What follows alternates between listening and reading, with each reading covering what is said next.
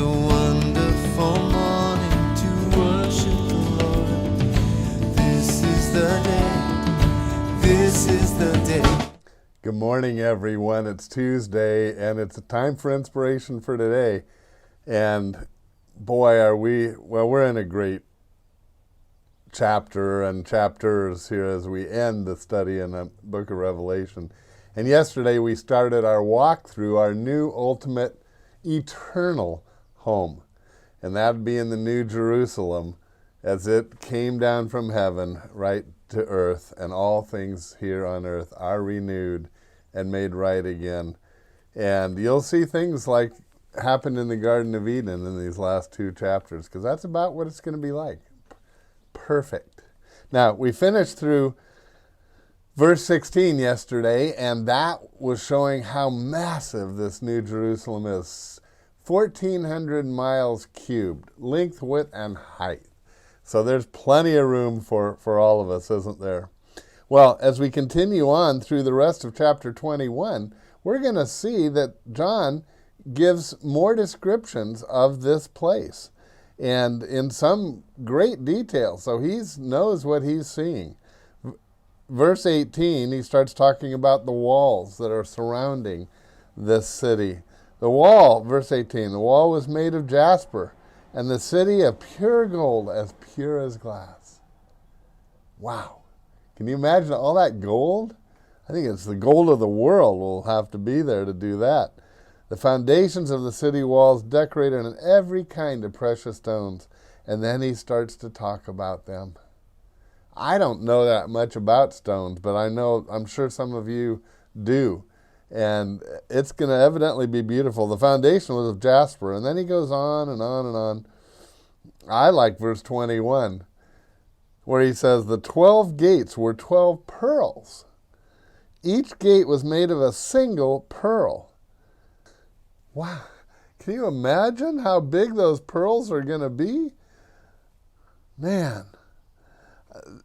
phenomenal. The great street of the city was pure gold, like transparent glass. And let me encourage you, I've mentioned it before, but you watch for that word like. And when it's not there, then the thing that John and this narrative are describing are that thing. Because he often uses the word like when he just can't describe it in any other way. And in this case, like transparent glass. He's trying to help us picture what it's going to be like to see that a city is made of gold. And because you and I have no such experience, do we? No, we don't. So always watch for that word like as you're reading through Revelation. Now, verse 22, he starts to get into detail about something else that it should be obvious, really, but he gives it to us. Verse 22, I did not see a temple in the city, because the Lord God Almighty and the Lamb are its temple.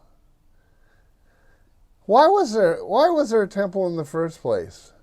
Well, there were several reasons, of course, but one of the main ones was to offer sacrifices, and those sacrifices were for forgiveness of sins, but they were more importantly a forerunner, a predictor that ultimately Jesus would come and be the sacrifice for the sins of the whole world.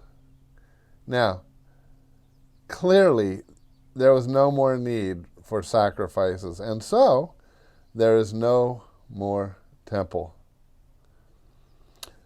The other thing, it didn't need a temple, but it also doesn't need something else. Verse 23. The city does not need the sun or the moon to shine on it, for the glory of God gives it its light, and the Lamb is its lamp. Can you imagine so much radiance coming from God and Jesus that there is no need for the sun? Now notice it doesn't say that the sun is destroyed. We're talking about inside this massive, massive city. that God is its radiance for.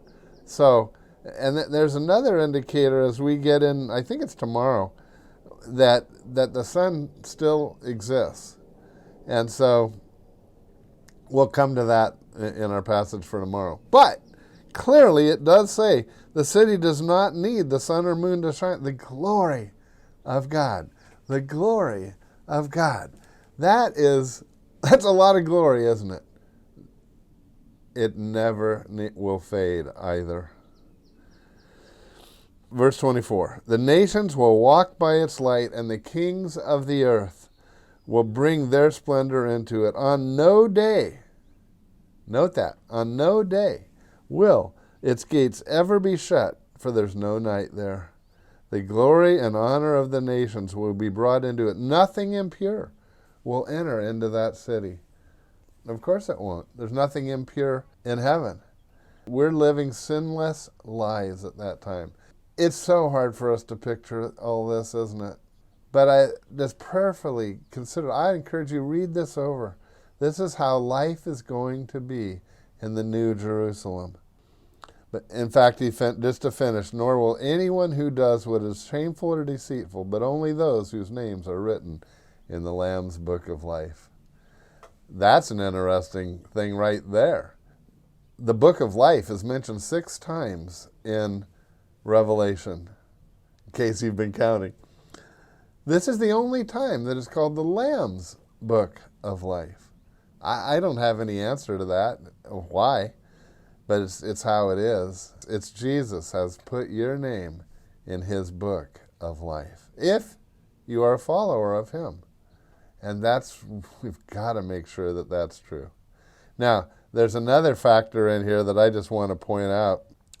I've heard people say, well, we're just going to live in the one city, even though it's 1,400 miles cubed. Is that where we live and our being is just in there? Well, I would point out to you that it says right there, on no day will its gates ever be shut. Those great pearls that are the gates are never going to be shut. And when you have a gate, what does that imply? It implies that people go in and they go out. So we'll be leaving the city. We're not locked in or something. In fact, assuming that we are here on earth, as we talked about several times in recent shows, that is the evidence. When we go out of that gate, you can explore the whole earth. In fact, if that's not what happens, if we're on some other earth that he creates, then you can explore that. Now, I like to travel, and by the way, at the end of this week, starting next week, Diane and I are going on the road for a few weeks, and we're visiting Texas. And we can't wait to take you along with us. I've already got some amazing things planned, and you've commented that you enjoy when we hit the road. Well, we are going to hit the road next week. We like to travel, and I know most of you do also. Well, in heaven, you're going to get to travel, and travel first class, I might add. Why? Because there's no poor service, there's no sinful things happening around you. It's going to be wonderful. But most of all, things are going to be so beautiful. Without the contamination of sin on this earth, you and I, our minds can't even picture it. It's going to be beyond belief. There are places I love, places that are beautiful, but nothing like you and I are going to see. But if there are things that you never got to see in this lifetime that we can go see, hey, I want to go see Victoria Falls. I want to go see lots of things. We're going to have time to do it in eternity. God is so good. God is so good. We are going to have, our future is so blessed. Well, we're going to finish the last chapter. We go into 22 tomorrow. I hope you won't miss that. There's some eye-opening things there too. Hey, see you then. God bless. Have a great day in the Lord. Beautiful day. It's wonderful. This is is the day that the